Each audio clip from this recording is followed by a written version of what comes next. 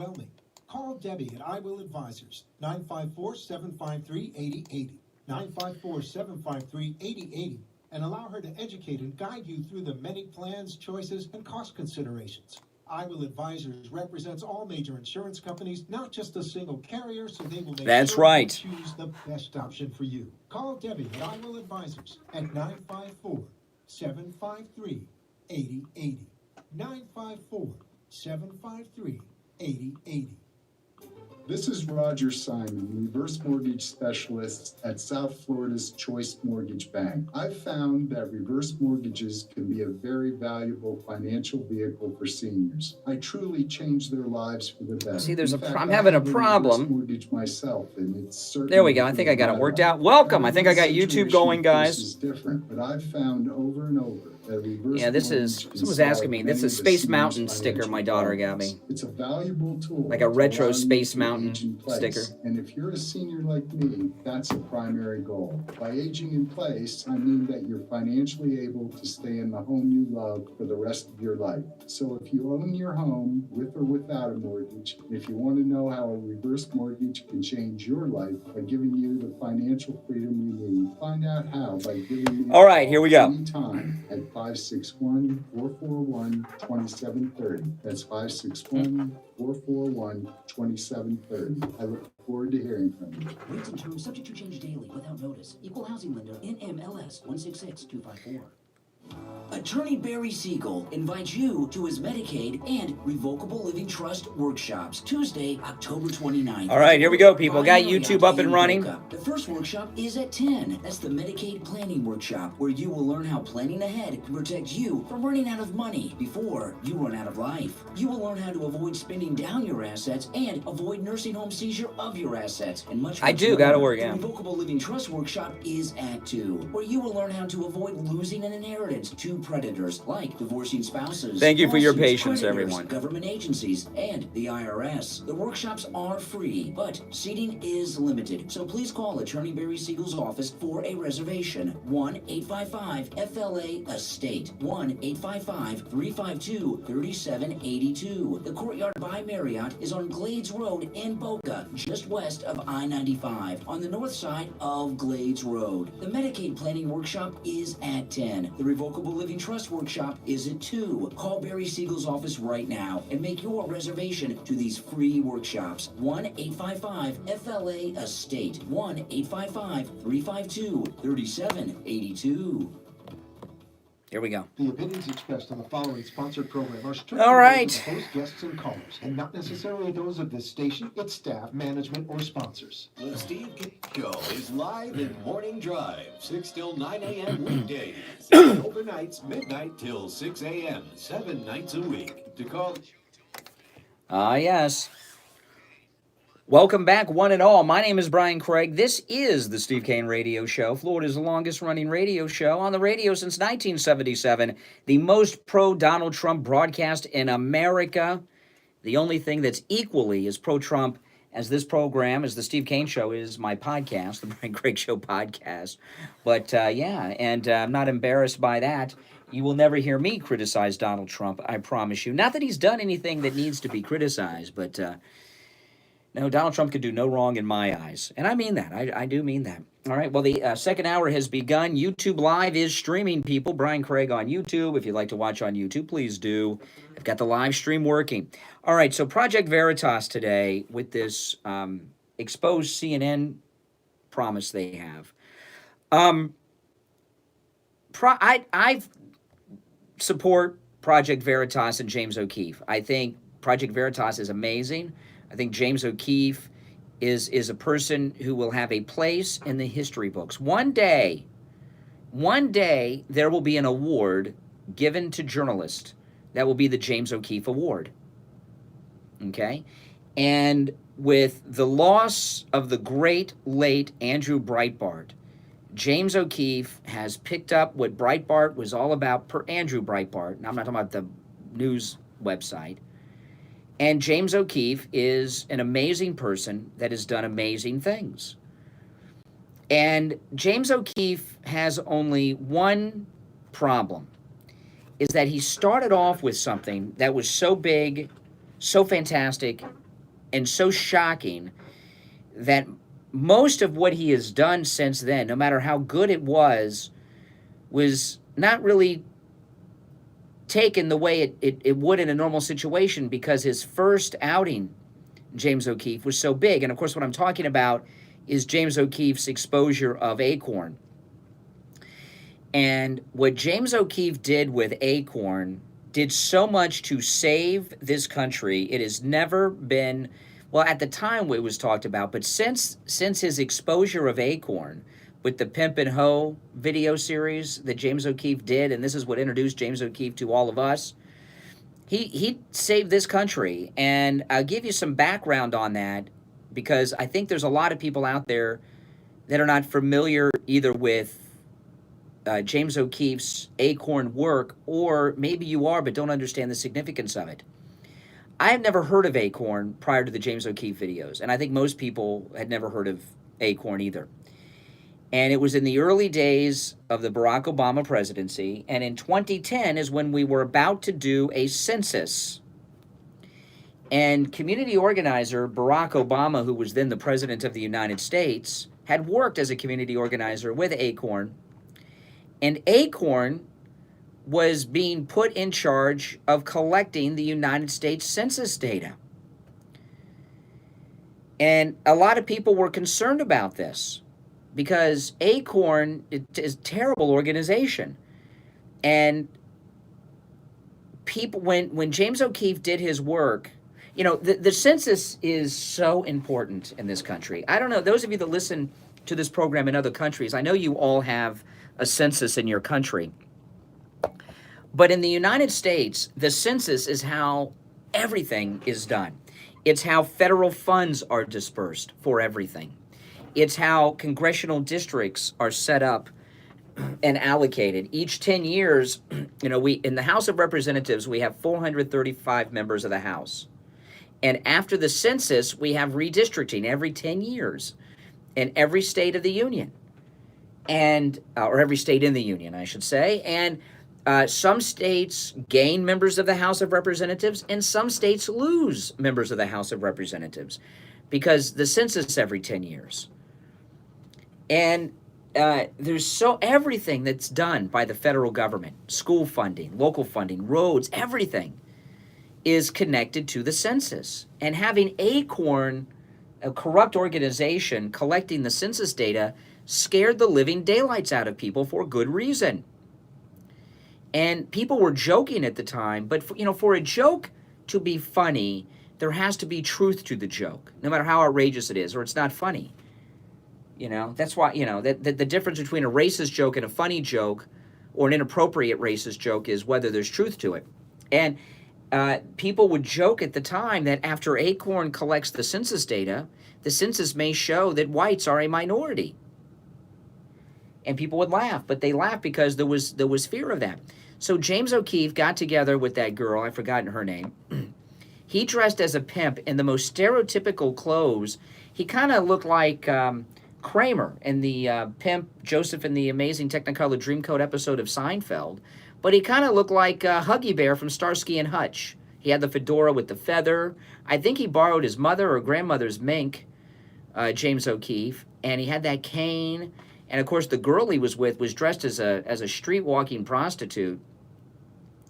And they went to all of these Acorn facilities from coast to coast, and they had hidden cameras telling the official that they were looking for help from Acorn for federal funds to set up a house of prostitution for underage prostitutes.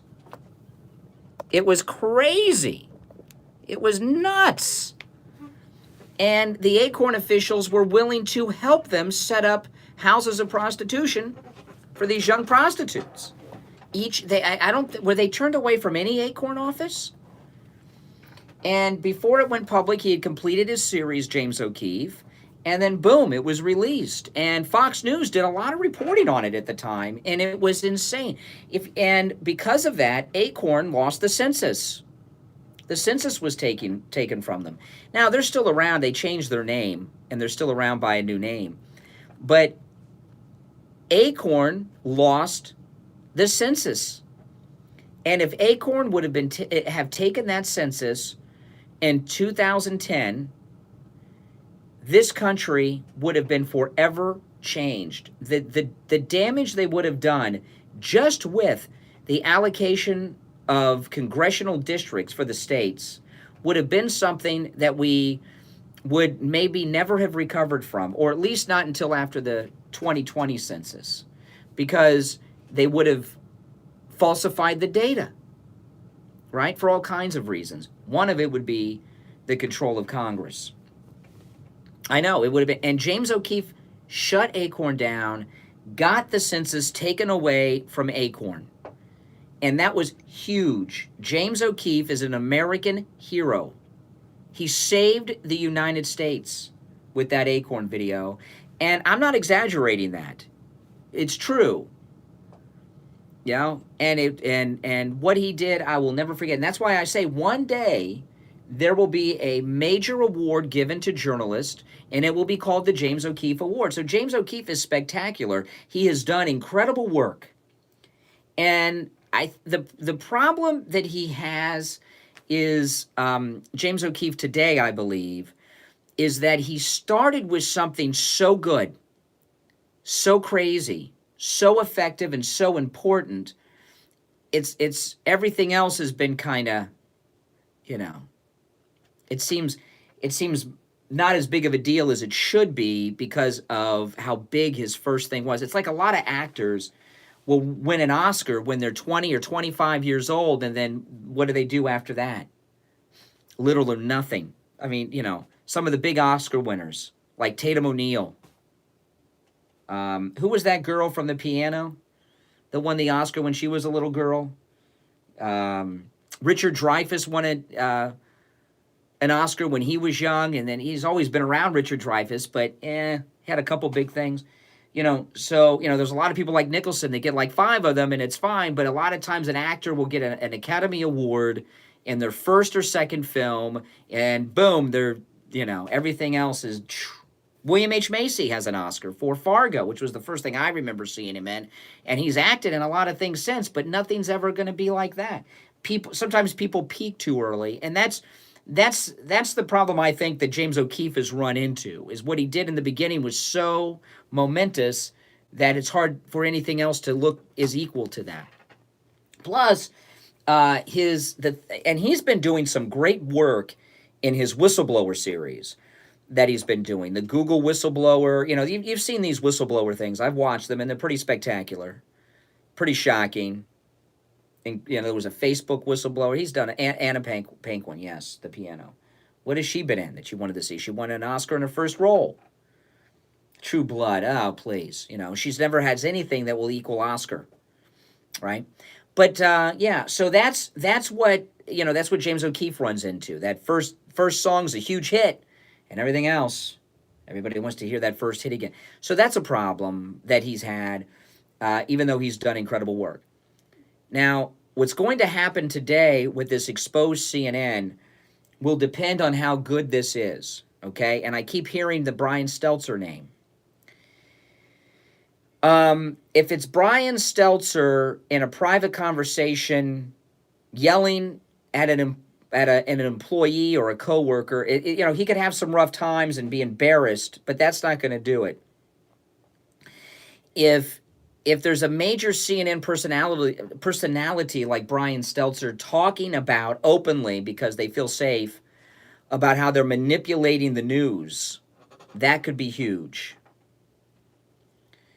But I'm afraid that there's people have an expectation that might be a little too high for what's coming out with Project Veritas today. But we're going to find out around 11-ish.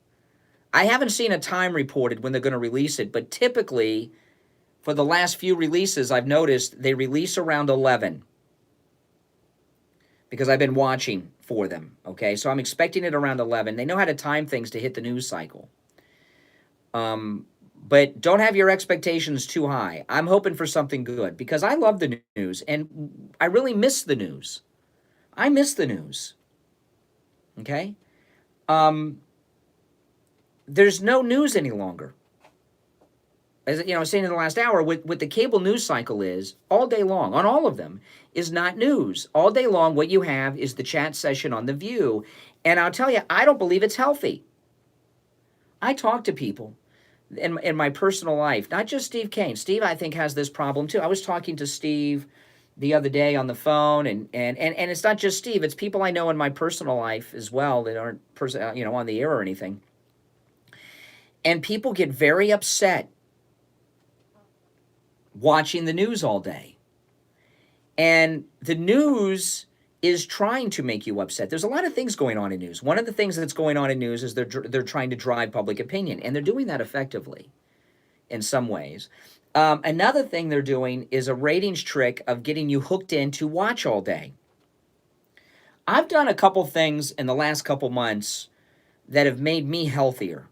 One, I changed my phone number recently. I've given it to some of you listeners out there. There's a handful of listeners I've given it to. If you think I would want you to have my number, you can, get in touch with me and I'll send it to you. But my phone isn't ringing all the time, and I'm not getting text messages from people all the time about things that are in the news. Because the news is not news any longer. It's all opinion, 24/7. It's not news. It's all a discussion of what's in the news. And because it has the label of news, it has a credibility that it shouldn't have. It's all talk shows. And I believe it's unhealthy to watch the news all day. I think it affects people's blood pressure. I think it causes anxiety, massive anxiety. And I know a lot of you are Fox News watchers and you watch that exclusively. Spend a week so you can get a few days sample of this and keep track. Just put the little, how you do the little stick lines and then you do 4, and then you put the 5th one through it. If you watch the news for an extended period of time, for a week, draw a little line, do it by 5s, of how many times they have breaking news, that breaking news sounder on Fox. Not everything's breaking news. But they believe everything is breaking news. And that's a ratings gimmick. I've given this example so many times, and it's so important. And I got this from the great Howard Stern. I'm a big fan of Howard Stern. I don't like all the sex and the dirty talk, but Howard Stern is what he does is talk radio. He did this interview on the David Letterman show on Netflix I watched months and months ago, and I heard him talk about what radio was to him and how he got into it. He talked about Bob Grant, and sirens went off because Steve is the Bob Grant style of radio, which is the Joe Pine. Joe Pine taught Bob Grant. Bob Grant, went on. And what Stern learned from Bob Grant how to do radio. Others too, but Bob Grant. And his style is the Joe Pine style. He may not know it, but I think he does. But it's the Joe Pine, Bob Grant style, which is what I learned from Steve.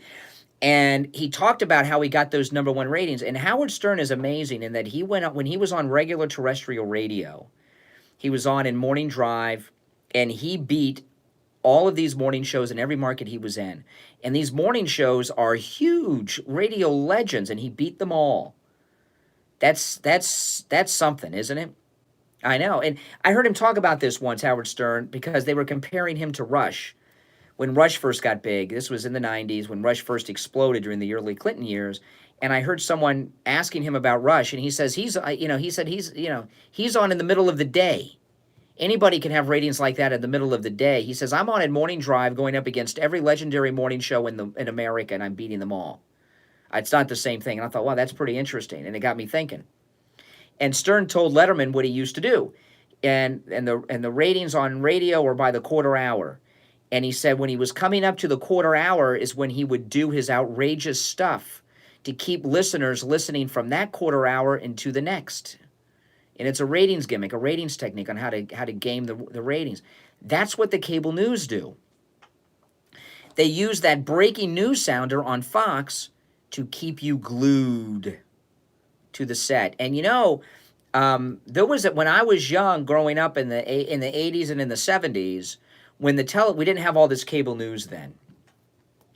And, a lot of this was before CNN, but even when CNN was new and the TV was on, and that breaking news sounder came in, you knew something big happened. Like the Marine barracks in 1983 in Beirut, right?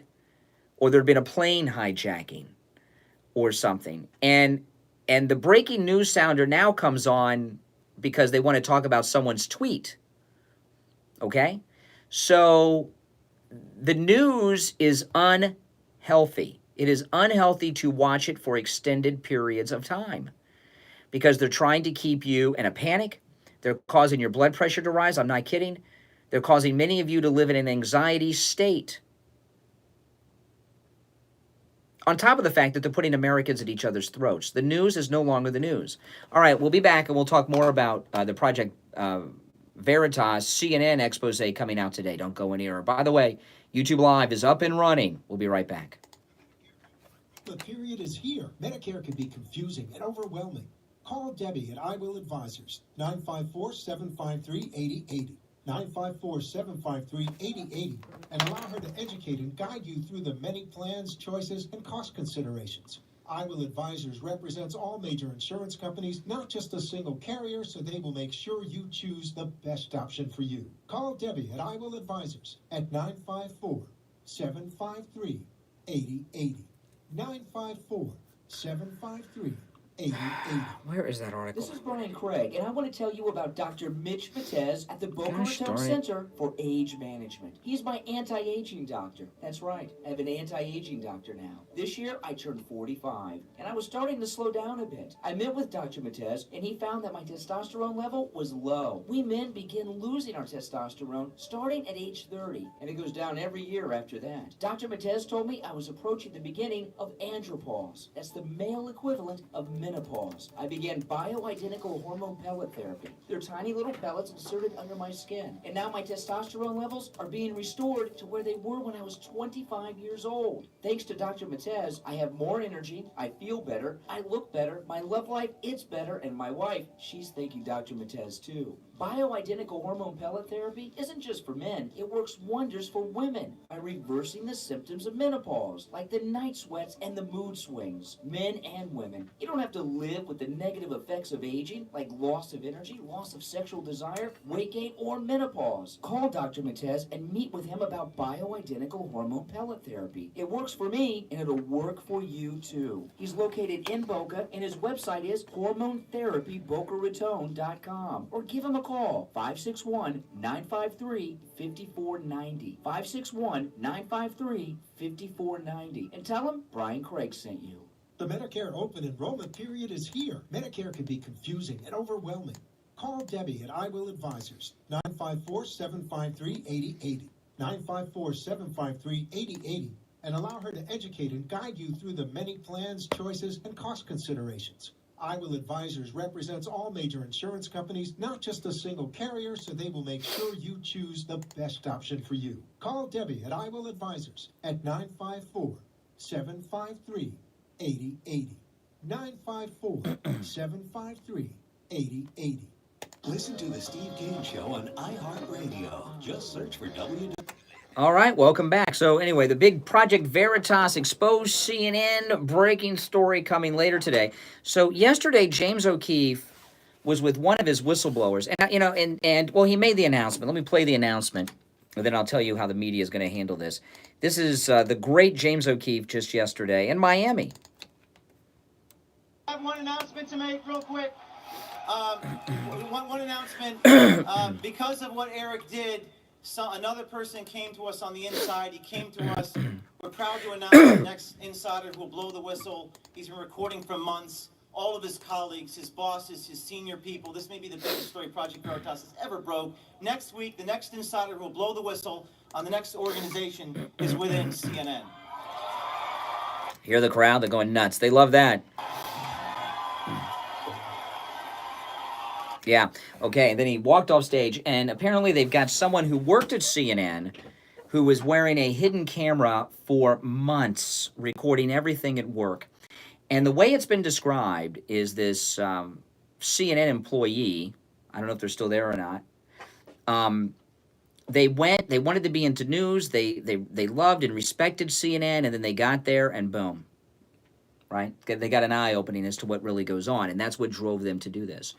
And this is the media are going to try to ignore this. I don't know if they'll be able to because it's being talked about so much by people on social media. They are going to have to address it, but watch what they do because there's several ways they can go with this. And the CNN whistleblower, and you know, James O'Keefe's just an amazing person, and he has one thing in common with Trump. He knows how to manipulate a news cycle and how to time things. The timing of this is spectacular because CNN, MSNBC, and all the rest have been telling us about the importance of whistleblowers, and whistleblowers should have protection. A whistleblower's identity should be kept confidential to protect them. If somebody sees something that's wrong, they should be able to blow the whistle on it without fear of any reprisals. Well, you're going to find out real quick that that only applies if you're blowing the whistle on Donald Trump, right? If you're blowing the whistle on Donald Trump, all these things apply. If you're blowing the whistle on them, it is not going to apply. And what they're going to do with this whistleblower, it depends on whether or not we see their identity or not. Typically with the Project Veritas whistleblowers, we don't see their identity sometimes we do. One person was a whistleblower and they were hidden and they got found out, so then they went public. If the whistleblower's identity is not shown, you're going to hear the media, in particular CNN, if they're forced to address this, and I imagine they're in a panic at CNN, and Brian Stelter probably too, because his name keeps being brought up. They're going to tell you that this whistleblower has broken non-disclosure agreements, has broken rules that of confidences and things like this, and they're going to try to tell you that the whistleblower is some type of criminal or have broken civil law obligations that they signed up for with their contract with CNN. That's one possibility. If the CNN Project Veritas whistleblower's identity is shown to us right away, they're going to do everything I just told you, that it's inappropriate to blow the whistle. So you're only allowed to blow the whistle on President Trump, no one else, not on them. But they're going to go out to discredit this person. They're going to go out and tell us that they're a disgruntled this, a disgruntled that, they got a beef. They're going to go out and try to discredit this whistleblower. They're going to make it all about that. Their first hope is that they can ignore it, which I think will probably be it depends on what's in it. Okay, like I say, it depends on what is in the videos. And James O'Keefe, who, like Trump, is a genius with media manipulation, he always starts, he doesn't release everything at once. When he does an expose, typically what James O'Keefe does, and I imagine there's a lot here because he said that this CNN whistleblower was there for months recording everything on their hidden camera. He usually starts with the smallest and works his way up, and then you get the big one at the end, which could be a week later, 2 weeks later, tomorrow. We don't know. So he knows how to time things. So it starts low. He does it in beats. Boom, boom, boom, boom, boom. And it gradually gets worse until you get the big kahuna there at the end. So, and you're going to find a totally different treatment of this whistleblower as compared to the Trump whistleblowers. I mean, look at Schiff right now. Schiff is actually out there saying that the committee doesn't have to bring the whistleblower in front of the committee, that without the whistleblower testifying, they can move ahead with their impeachment inquiry. And of course, the reason for that is Schiff doesn't want the Republicans to have an opportunity to question the whistleblower. And they don't want us to see who the whistleblower is or find out who the whistleblower is because then they'll be discredited. And they know when they start getting asked tough questions with follow-ups by the Republicans, it's going to fall apart for them. So they're trying to keep the identity of the whistleblower a secret from us all. Okay? That's what Schiff is doing because whistleblowers are to be protected. Well, let's see how much protection they want to offer to the CNN whistleblower. You're going to find zero protections. They're going to tell us that this is private. That's a government watchdog. A whistleblower in government is different than one in private, that this is corporate espionage and corporate spying.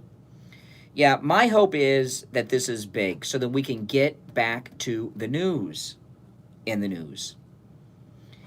You know, the news has always been biased towards the left. But now they would hide it. You know, media bias can be in the selection of stories. You know, the media bias has always been there, but it was mild. And a lot of people would never even see it. But now they don't hide it anymore. They're out of the closet. They're totally out of the closet. Right? And everything's an opinion now. And I tell you, I watch some of these broadcasters in the mainstream media, CNN and MSNBC, even on Fox, and when there's a story out about the president, look at how they judge him. You saw this thing with Chuck Todd over the weekend? Listen to this. This floored me. Chuck Todd, well, you know what? It's 33 minutes after 7. Let me take our break, and I'll give you an example of what I'm talking about that's going on today that is inappropriate and should not be happening. Let's take our break. My name is Brian Craig. This is the Steve Kane Radio Show, Florida's longest-running radio show on the radio since 1977. We will be back after this. Attorney Barry Siegel invites you to his Medicaid and Revocable Living Trust workshops Tuesday, October 29th at the Courtyard by Marriott in Boca. The first workshop is at 10. That's the Medicaid Planning Workshop, where you will learn how planning ahead protects you from running out of money before you run out of life. You will learn how to avoid spending down your assets and avoid nursing home seizure of your assets. Where's the one I had with Chuck? Much more. The Revocable Living Trust workshop is at 2, where you will learn how to avoid losing an inheritance to predators like divorcing spouses, lawsuits, creditors, government agencies, and the IRS. The workshops are free, but seating is limited, so please call Attorney Barry Siegel's office for a reservation. 1-855-FLA-ESTATE. No, Shepard Smith is not the whistleblower. 3782. The Courtyard by Marriott is on Glades Road in Boca, just west of I-95. Welcome, everyone. Good morning. Make sure you subscribe, guys. The Medicaid Planning Workshop is at 10. The Revocable Living Trust Workshop is at 2. Call Barry Siegel's office right now and make your reservation to these free workshops. 1-855-FLA-ESTATE. Well, hey, Nick, thanks. I gave you my number, didn't I, Nick? Because you can still text me, can you? Hello, my name is Todd Shallett, Florida licensed and bonded public adjuster in the state of Florida. I work for Amerilos Incorporated. I'm the founder, and I've been working since 1993 as your public adjuster. Amerilos Incorporated has helped thousands of homeowners get tens of millions of dollars more than what their insurance companies pay them. We offer a second opinion on your claim. If you would suffer damage from Hurricane Matthew, Irma, or Michael, it's not too late to get a second opinion and get the money that you deserve to get your house back in shape again. I'm sure you'll agree that you want to work with someone that has experience in this industry. I've been doing this since 1993, and our service is very valuable because if we don't get you any additional funds, there's no charge for what we do. Write this number down, 877-644-LOSS. That's 877-644-5677. If you had a loss, call Amerilos. One of our adjusters is standing by to make that valuable appointment with you. You deserve to get a second opinion. We work for you, not the insurance company. Call right now. That's right. Hey, guys, good morning, everyone. Make sure you subscribe, people. Oh, great. Are you tossing and turning in bed all night long? Do you wake up tired and groggy? Your days of not sleeping well at night are over with MyPillow. That's right. I sleep on a MyPillow. My wife sleeps on a MyPillow. Steve Kane sleeps on a MyPillow. And we are all getting the best night's sleep we've ever had. And you will too with your MyPillow. Go to MyPillow.com and take advantage of the 2 MyPillows for the price of 1 special. When you use the promo code Kane, Steve Kane Show. K-A-N-E at checkout. 2 MyPillows Hey, for the price of 1. But you gotta use the promo code Kane, K-A-N-E, at checkout at MyPillow.com. Listen to the Steve Kane Show on iHeartRadio. All right, welcome back. Columbus Day, we're here. I'm Brian Craig. It's the Steve Kane Show, Florida's longest-running radio show on the radio since 1977. So let me give you an example of outrageous media bias. This thing with Project Veritas with CNN today is important to get, in my opinion, what Project Veritas is trying to do is to get the news media back to doing news, as opposed to making everything an editorial. Let me give you an example from the weekend. Now, the president had his rally last week, and he talked about Hunter Biden. I saw some funny memes over the weekend with missing milk carton thing, Hunter Biden on milk cartons. Have you seen Hunter Biden? Hunter Biden is involved in one of the biggest political scandals of the 21st century. Okay, let's put it there because we're a few years into the 21st century now. And you don't see him anywhere. And our president was talking about him the other night. Listen. Joe's son, Hunter, got thrown out of the Navy and then he became a genius on Wall Street in about 2 days. By the way, whatever happened to Hunter? Where the hell is he? Yeah. Where's Hunter? Hey, fellas, I have an idea for a new T-shirt. I love the cops, but let's do another T-shirt. Where's Hunter? Where's he? Okay, yeah. I mean, that's a very good question. Where is Hunter Biden? Oh, yeah, he resigned from that board. But we haven't seen him. No reporters are tracking him down. In the old days, before the cable news media was weaponized into just a political agenda talk show, the chat show on the section on The View, they would be tracking him down. Hunter Biden's still around. They would find out where they'd be in front of his house. They'd be in front of his work. They'd be meeting him walking to the car. That's what they used to do. They don't do that anymore, the media. They don't do that anymore. And people need to hear from Hunter Biden. He's you hear Hunter Biden's name more than most of these jokers that are running for president, right? So Chuck Todd on Meet the Press, with all of his arrogance over the weekend, said this about the president and the Hunter Biden comments. Listen to this. The president went further than he's ever gone before.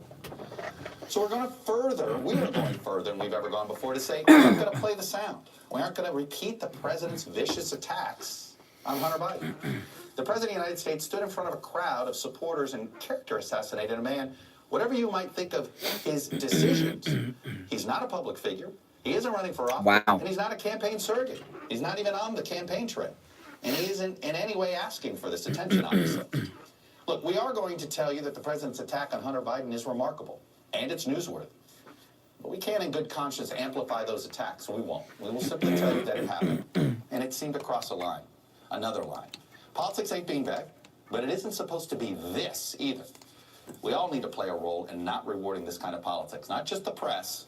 This is the job of anyone who has sworn an oath to defend the Constitution. Wow. I mean, that's amazing. I mean, what the hell is that? You know, Chuck Todd and NBC News there feel an obligation. They feel a duty to defend Hunter Biden. That's what the Project Veritas CNN expose is trying to stop. All that James O'Keefe wants, in my opinion, as a James O'Keefe fan, I mean, I put him up there. He's amazing. He's amazing. Great journalist. What James O'Keefe is doing is trying to stop that. How dare they say, how dare Chuck Todd go on the air and say, there is a news event, but we are not going to cover it. We're not going to share it with you because we've decided it's off limits and out of bounds and inappropriate. He is the president of the United States. And when he says something like that, it should be carried. It's the same with them not carrying rallies. He's the president of the United States of America, and they're not carrying his rallies? They're not reporting when he talks? Are you kidding me? Who does Chuck Todd think he is? Well, that's what journalism has become. If Tim Russert was still alive, I don't think things would be that bad at MSNBC and NBC News. Tim Russert was a Democrat. He worked for Mario Cuomo too, but he had some fairness to him. There was even a time when Chris Matthews did in the early days of MSNBC. That's outrageous. He should be pulled off the air. And if this CNN exposed expose from James O'Keefe's Project Veritas today is a good one, it could very well begin the snowball effect, because I think there are a lot of people that work in media that are pretty fed up. I remember many years ago, Steve was being interviewed on a controversial issue involving the N-word, which I'm not going to relive right now. And he was in the national media, being interviewed by national and local media. And he was being interviewed by a reporter in the parking lot of our studio. And Steve said to this reporter, well, what do you think about this story? And the reporter said, I'm a reporter. I don't have opinions about stories. And I thought, wow. Now that was a local reporter. The national people, they have a whole nother standard. All right, let's go to Mike in Louisiana. Happy Columbus Day, Mike. Happy Columbus Day to you too. Yes. You talking about this Project Veritas stuff and the bias in the media, but you know the first two people to report on this stuff, on this bias in the media that made a big splash was a guy by the name of Bernie Goldberg, who did a book on it, and Cheryl Atkinson. Yeah, Bernie Goldberg. When Bernie Goldberg had his first book out, we had him on the show. And I remember Bernard Goldberg told us a story about CBS News. Listen to this, Mike. And it may be Louisiana. It was either Louisiana or Mississippi. It was one of those old Southern Confederate states. It was either Mississippi or Louisiana, or it could have been Georgia. It was one of those three. And Bernard Goldberg told us when he was at CBS, they sent a reporter to do a story on a local sheriff who brought back chain gangs for the county jail. And they did this whole story. They showed the guys, the prisoners in the chain gangs, and they sent the video up to New York. And New York had wanted them to reshoot it because there were too many black prisoners in the video. And the reporter said, well, that's who was in the chain gang. And they said, no, we need to get some footage. It needs to be more diverse because it sends an impression that they don't want to send. That's an example of bias, and that bias is pretty bad, what I just told you. Bernard Goldberg told us that on the show here. But that's mild in comparison to what they do now. Now, that's subtle. That's an editing, a video editing, and camera angles and things like this. You know, there's no more news in the cable news, or at least very little. It's all opinion talk shows. That's all it is. Right, and the thing about this, I also go back to Cheryl Atkinson. You know, when she was at CBS and she comes off. Repeat myself about what? CBS and says there was times when I would do stories. She was in, you know, we know who Cheryl Atkinson is. Yeah, she broke Fast and Furious. Yeah. They wouldn't be on the air, you know, and they would be probably good. Try the iHeart app. They would be on the air at CBS. So yeah, this has been a long time coming. This is just the latest, and this whole thing with James O'Keefe is just the latest in the long line of people that have brought this to light. Yeah, and you know, James O'Keefe, even, you know, he did one thing. This was crazy. He did two things involving how weak border security was in the war on terror. One time he dressed up as Osama bin Laden. Remember this? And he was on the U.S. southern border, and he crossed from Mexico into the United States dressed up as Osama bin Laden before bin Laden was found. I mean, and nobody stopped him. He did another thing. He got on a boat in Canada and traveled across Lake Michigan to Michigan, right? Or was it to Chicago? I can't remember where he went. Did he go to Detroit or Chicago on the boat? He was dressed up in an ISIS uniform. He had an Islamic State flag flying on the boat, and he had a bunch of flour wrapped up like cocaine kilos stashed in the boat, and he drove across the Great Lakes in the middle of the day, and no one stopped him. You know, no one stopped him. Yeah, I mean, to remember that, these are all on YouTube. So, you know, for James O'Keefe, everything and everyone is fair game. And yeah. That's the way it should be. That's the way it should be. I mean, there's been a dearth in the media of investigative reporting. I mean, they all the time get on James O'Keefe because he goes into these places like Acorn and places like that, and he's.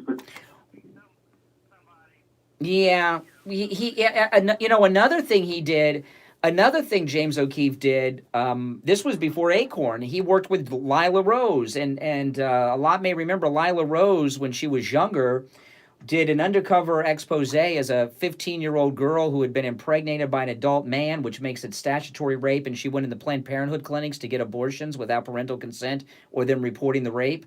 And James O'Keefe worked with Lila Rose to get, you know, for the undercover Sting cameras and everything that she used during that Planned Parenthood expose. James O'Keefe is a great American journalist. And you know what he's like? James O'Keefe is today what Geraldo Rivera was back in the 70s and early 80s when he was doing these undercover, hidden camera reports and other reporters like that. And James O'Keefe is very well may be the only investigative journalist we have in America today. Right, I equate James O'Keefe.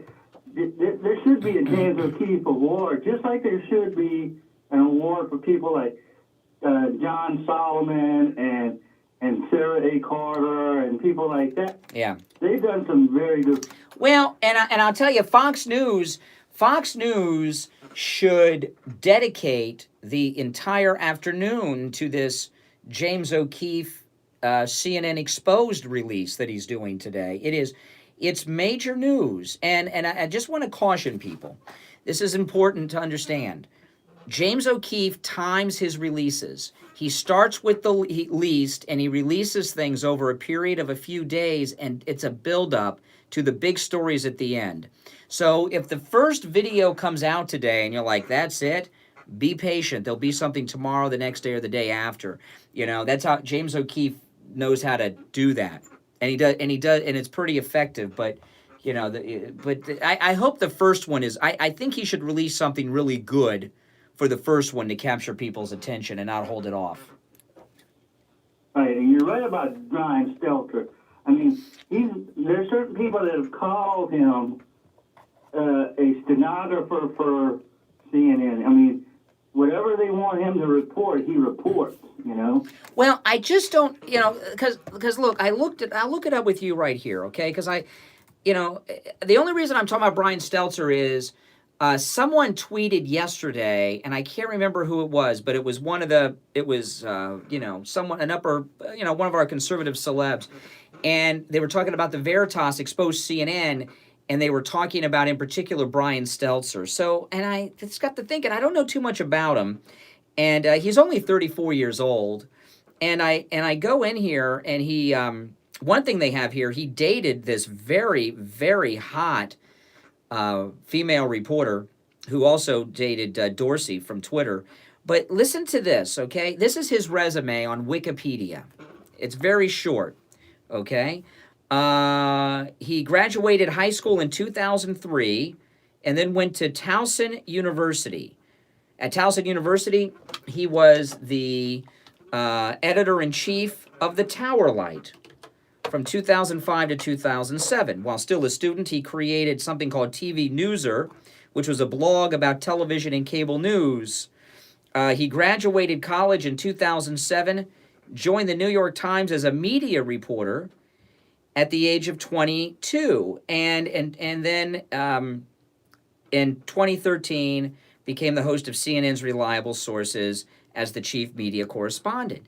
So to me, that is a very light resume for a guy to be the oracle of judgment in the news. Anytime something happens in the news, they always go to him to pass judgment on the story or the person involved.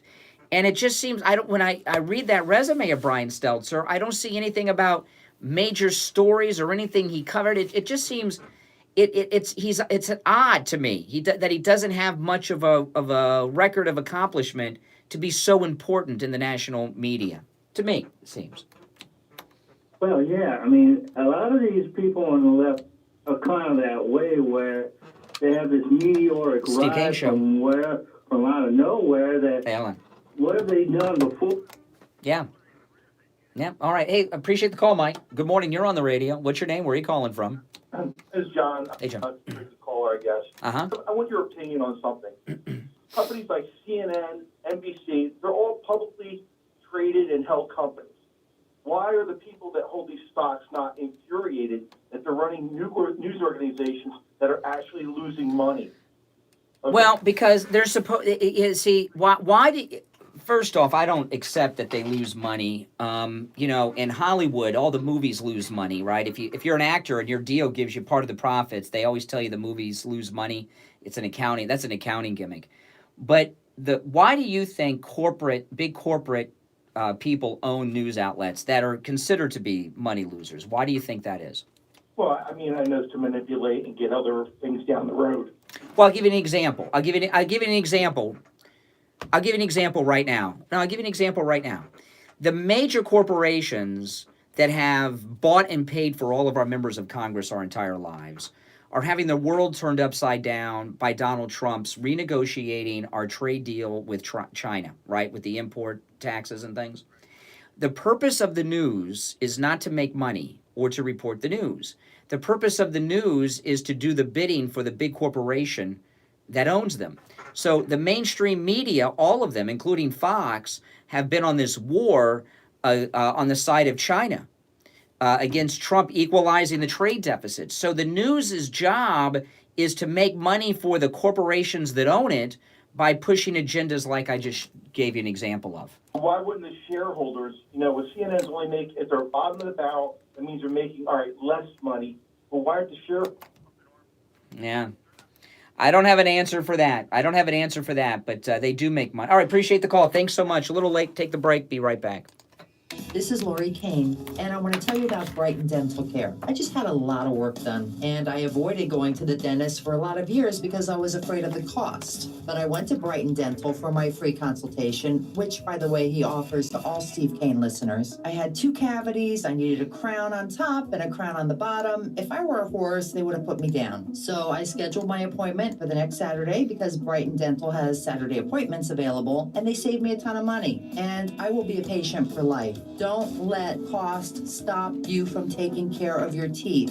Brighton Dental gives Steve Kane listeners incredible discounts on all dental procedures, just like they gave me. Prices are so reasonable, you don't have to worry about the cost. So call Brighton Dental today at 954-922-4633. That's 954-922-4633. You can visit them at brightondental.com and tell them Lori Kane sent you.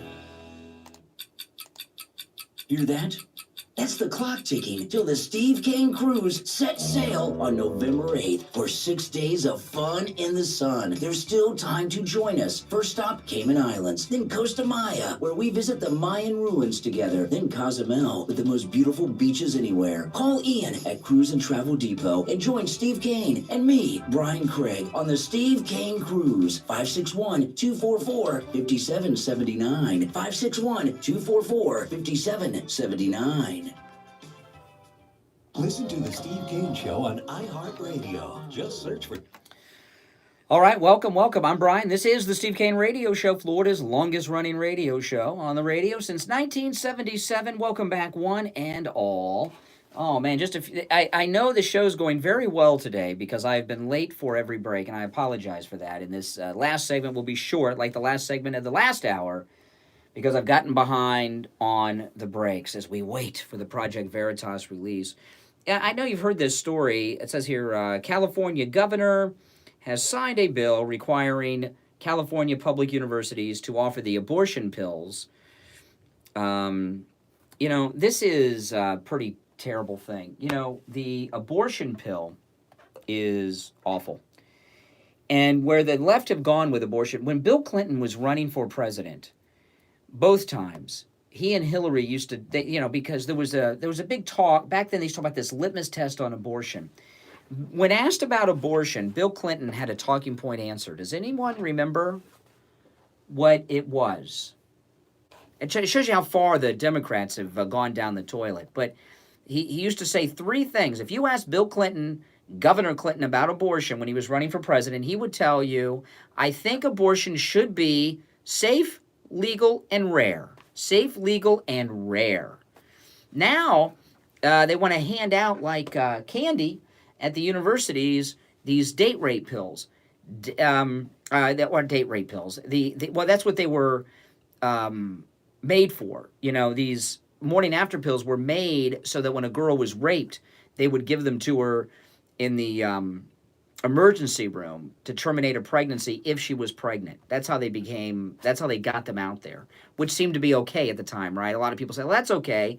Girl's been raped, woman's been raped. They should have this abortion pill in case she's been raped. She takes the pill as part of the rape kit. And not a lot of people objected to that. Some hardcore conservative pro-life people did, but not a lot. But now they're requiring the abortion pill at the universities. I mean, my goodness. Why don't they just have someone waiting at the end of in the lobby of every dorm building handing them out? So that when somebody has sex in the dorm, they can just go downstairs to the lobby and get the pill. You know, there's a lot of questions. I hear people talking about pro-life, pro-choice with this. But what I have not heard about these abortion pills that they're going to be required to hand out at the universities, what is the process to get them? Do they have to be dispensed by a medical professional? And are they only, is that true? I don't know. That might bring shame to the girl. Are they available without having to see a medical professional? Also, will they only, I think they're over the counter, aren't they?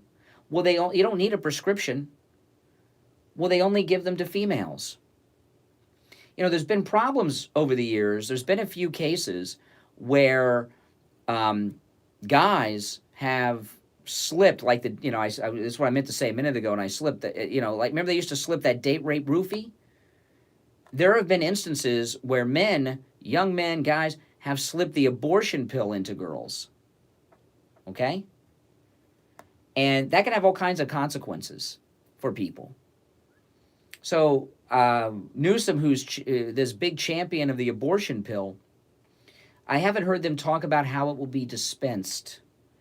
You know, you go to dorm rooms. I remember my daughter moved into the dorm, and I was moving her into the dorm, and they had a bowl in the lobby filled with condoms. I'm like, you know, can't they put that away for the It's the beginning of the semester. All the parents are moving their kids into the dorm. Do all the parents really need to walk by the bowl filled with condoms? I mean, what the hell? Do they have any sense? You know, are these abortion pills going to be handed out like that? I don't know. They're very light on how it's going to be handed out. But having any type of medication too easily available to people is not a good thing. Look at the opioid crisis, right? Look at the opioid crisis. It's a terrible thing that goes on with the opioids because they're too easy to get, too easily prescribed and things like this. And look what's happened. So if with these abortion pills that they have out there, that I don't know. To me, it seems that it's almost like a vending machine or the bowl filled with condoms. I don't think you're going to have to go through an exam or meet with a doctor and get them. It seems very vague on the reporting on this. And let's see here. Here's the statement. It says, as other states and the federal government go backward, restricting reproductive freedom in California, we are moving forward, expanding access and reaffirming a woman's right to choose. Newsom, a Democrat, said in a statement, we're removing barriers to reproductive health, increasing access on college campuses, and using technology to modernize how patients interact with providers. I don't know what that means. Does it mean a vending machine? Are they going to have a vending machine for the abortion pill at the California universities? This is terrible. And so far as who has reproductive freedom and choice at the college campus? A girl, a female, no matter how old or ugly she is, can have sex all day long, with as many people as she wants. Guys, on the other hand, don't have that option because women put the brakes on. So it seems to me that the sexual freedom in this country, it's all in the hands of females. So when they say reproductive freedom, the women are the ones that choose who, when, and how often to have sex for the most part in our society, certainly at the college level. So I don't know when they talk about women need to have the right to reproductive freedom. They got all the freedom. It's the men who are having their reproductive freedom limited because women won't have sex with men as often as they want it. I mean, how many college guys have sex as often as they want it? Not very many, right? So what about the reproductive freedom of our college men? They want to have sex with someone every day, right? But the women are restricting their sexual reproductive freedom by not giving it to them. Does Governor Newsom have something for that he wants to mandate? All right, third and final hour begins right now. I'm Brian Craig. This is the Steve Kane Radio Show. Don't go anywhere. 1470 is WWNN Pompano Beach and 95.3 FM W237BD Boca Raton, the Health and Wealth Radio Network.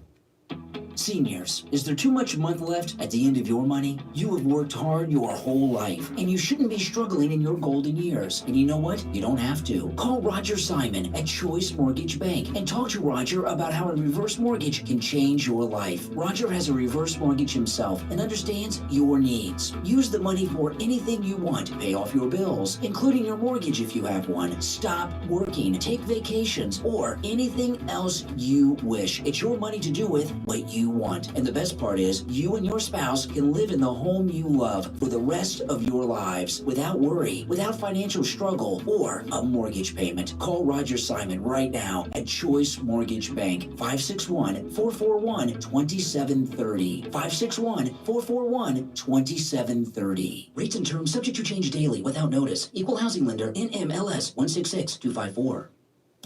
This is Lori Kane, and I want to tell you about Brighton Dental Care. I just had a lot of work done, and I avoided going to the dentist for a lot of years because I was afraid of the cost. But I went to Brighton Dental for my free consultation, which, by the way, he offers to all Steve Kane listeners. I had 2 cavities, I needed a crown on top and a crown on the bottom. If I were a horse, they would have put me down. So I scheduled my appointment for the next Saturday because Brighton Dental has Saturday appointments available, and they saved me a ton of money. And I will be a patient for life. Don't let cost stop you from taking care of your teeth.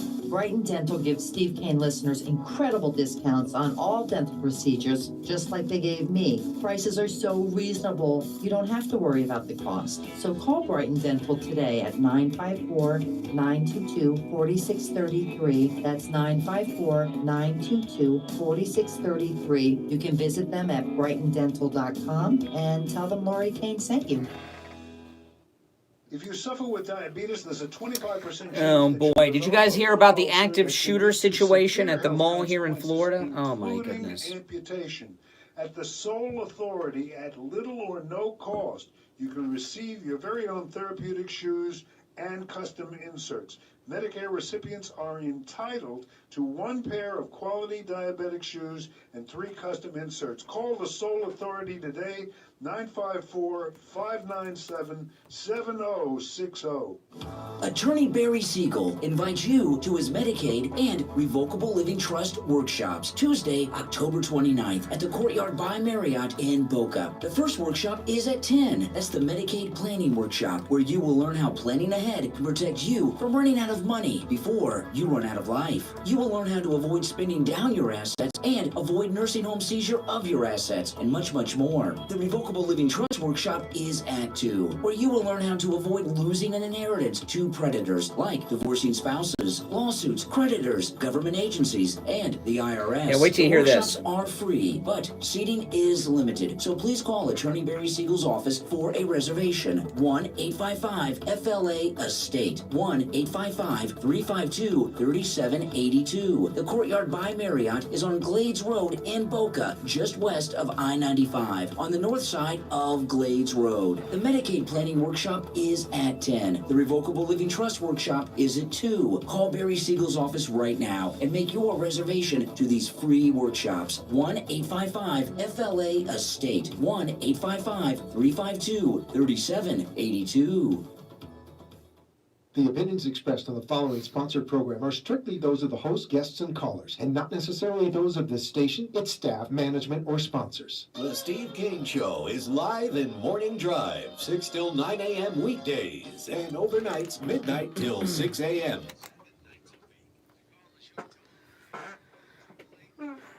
All right, welcome back. Third and final hour has begun. This show has flown by, which to me tells me it's been a great show, because these last 2 hours just zip by. I feel like I've been here an hour, and I've been here over 2. Welcome back, everyone. My name is Brian Craig. You are listening to Florida's longest-running radio show, The Steve Kane Show, on the radio since 1977. Now, did you guys hear about the active shooter situation at the Boca Town Center Mall yesterday?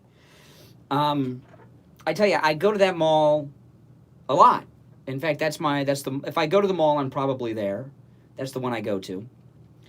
And I was thinking about going yesterday for lunch, but then again, it was Sunday, and Chick-fil-A was closed. But there was, so no Chick-fil-A, no need for me to go to the mall because Chick-fil-A is closed on Sundays. But anyway, so I get messages, not from the local news, but I get messages from one of our listeners, Sarah in Colorado, who's going with us on the Steve Kane cruise. She's in Colorado. She knew about the shooting incident before I did, or the active shooter situation, and sent me a message on Twitter about it. And so I looked it up. I was like, oh my goodness. And I go on Twitter and look it up, and the mall was shut down. People are hiding in stores and in bathrooms for hours. The media are there. There's a media tent. I read one story that there was, I don't know if it was a SWAT team, but they were inside the mall with shields and rifles and everything else, the police, and were slowly evacuating people from this active shooter situation. And there had been a report that someone had been taken to the hospital. And Palm Beach, and if you've seen this story here in South Florida, it was a big story yesterday. In fact, I almost went there with my camera, and I was going to stream on YouTube from it, but I didn't think I'd get close enough to the action, and it was raining, and I didn't want to go stand out in the rain outside the media tent and be across the street from where it was going on. But I thought about going down there. Maybe I should have, right? I don't know. Well, hey, Sunday, family day. But listen here. So this is the Palm Beach Post. We have an update. Listen to this. The Boca Raton police chief said, quote, something definitely happened in the mall. That's the chief of police. Something definitely happened in the mall, but authorities have not found any shell casings and said the blast could have come from fireworks. One man was hospitalized with traumatic injuries to his face sustained in the chaos. And I've been at the mall in the past with punk kids. You know, teenagers are annoying, aren't they? They're the worst. I mean, they're just punks, a lot of these teenagers, especially the boys. And I've been at the mall over the years many times. I'm sure you've seen some of this, some of you at malls where you're at, where they throw those, we used to call them poppers. They come in a box, you pop them, and when they hit the ground, they do a little spark and make a little noise. You know, I don't know what this was, but listen to this. SWAT descended on the town center at Boca Raton Sunday afternoon after reports of gunshots within the mall, which sent shoppers scattering. One person was taken to a hospital, and for several hours that followed, confusion reigned while hundreds, perhaps thousands, remained huddled in recesses of the shopping mecca, awaiting for the all clear. This is the Boca Town Center Mall I'm talking about. Mall goers reported hearing the telltale pop, pop, pop near the Lululemon store at about 3:30. What's Lululemon? Is that place where you get those lemon ices? At about 3:30 p.m. By 4 p.m., Boca Raton police had taken to Twitter to echo those reports, followed by an announcement that they were working an active incident and that one person with a gunshot wound was taken to the hospital. But that assessment was short-lived. By 8 p.m., as police continued to clear the property, the police chief said something definitely happened in that mall, but authorities had not found any gun shell casings and said the blast could have come from fireworks. As for the man who went to the hospital, it appears he hit his head on the push bar of a door. The injured man was able to exit the mall on his own after an officer came to his head. So he bumped his head on the door, crouched down because he thought there might be gunshots. While only further investigation will reveal whether the gunfire was real, the fear and trauma it caused for even this short period, which by the way was hours long, was genuine. Hordes bolted for the exits. Thousands more sought refuge in what safe spots could be found in the bowels of the like of Pink and 7 for All Mankind. Oh my goodness. Rainy weather had driven a West Boca High junior and her friends from the beach to the mall in search of food. They'd been there maybe half an hour, eating a falafel in the food court, when they heard something like a balloon popping. The wave of panic from that noise sent them running to Forever 21. In an exchange that has become all too common, she called her mom, who flooded the line with, "I love yous." The gravity of the situation didn't hit home until SWAT arrived about an hour later. They arrive a little, that's a slow response time. They arrived an hour later to escort her and others through the back halls and outside into a parking lot. That's when I started freaking out, the high school junior says. In her haste to exit the mall, she left her phone and wallet behind. She spent the rest of the evening with other escapees at the Chipotle across the street, doing homework and waiting to retrieve her belongings. John O'Keefe, no relation to Project Veritas's O'Keefe, was camped at the fast food joint as well. He would like his flip-flops. His flip-flops fell off, and hundreds of others rushed out near the exit of the Apple store. He saw some people getting trampled. Only minutes earlier, he was trying to buy an Apple Watch. I wish it was on my wrist. It's scary. I guess, so he would keep it? He wouldn't go back and pay for it? That's still shoplifting, by the way. Oh, my goodness. A mom and a dad from Texas who were shoe shopping with a daughter in Neiman Marcus said they didn't hear a thing, but they wound up following the panicked shoppers into the parking lot. I mean, there was a story. Listen to this one. Let me read this one in the Sun Sentinel. Listen to this. I heard a quick pop, screaming, and then a stampede, said Heather Tebbett, who sported a sweater that she was trying on in the fitting room at Pink. She said the store employees told her to stay in the fitting room and not to come out of the dressing room. She was then moved to a back room with about 20 of the store's employees and other shoppers before being evacuated.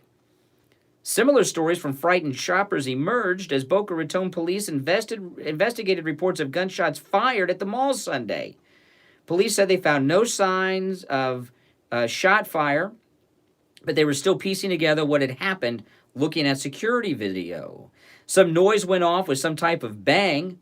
No arrests have been made as of Sunday night, and we don't have a weapon recovered. A man trying to escape the food court area hit his head on a door while fleeing. He was taken to the Delray Medical Center. His injuries were not considered life-threatening. Detectives removed the man's blood and hair from the door. A few people suffered minor injuries. One shopper said she was stuck inside the mall since 3:15 p.m., sent out a tweet at 6 p.m. to the police department asking when she and other shoppers could leave. So here we got almost 3 hours. They're stuck in the bathroom, hiding. The department responded, "We don't have a time frame because evacuation procedures are methodical to ensure everyone's safety," the tweet added. "You will be escorted to a debriefing location and then released from the scene." So, Pat, my goodness.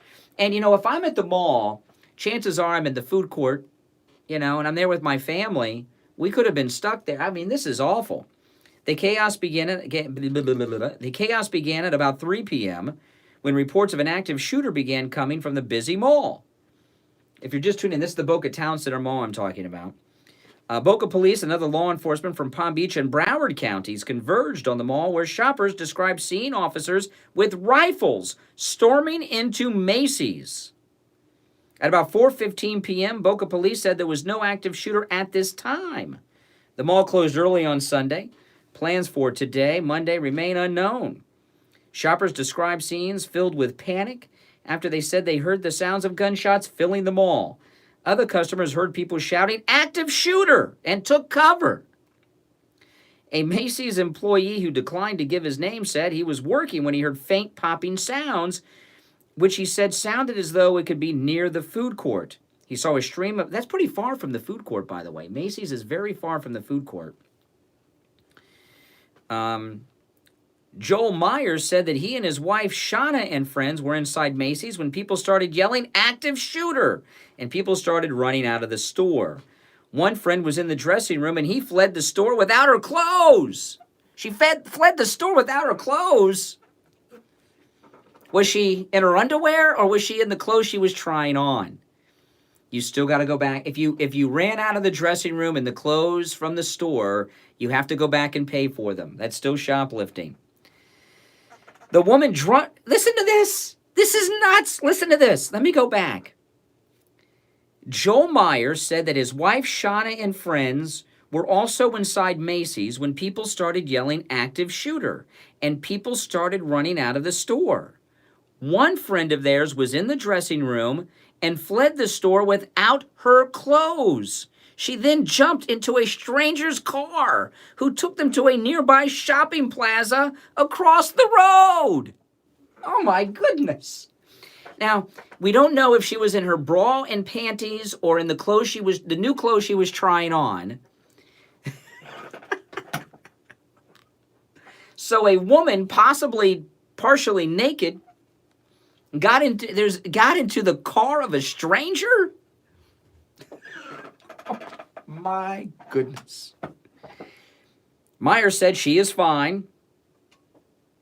On Twitter, I'm just reading this cold to you guys. I've not read this story before. On Twitter, Rachel Cohen posted her cell phone video of SWAT officers descending on the mall as shoppers like herself scrambled outside the parking lot.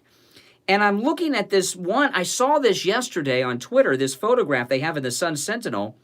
There's a police officer in the parking lot with, I know, was she dressed? Sun Sentinel, you need to ask these questions.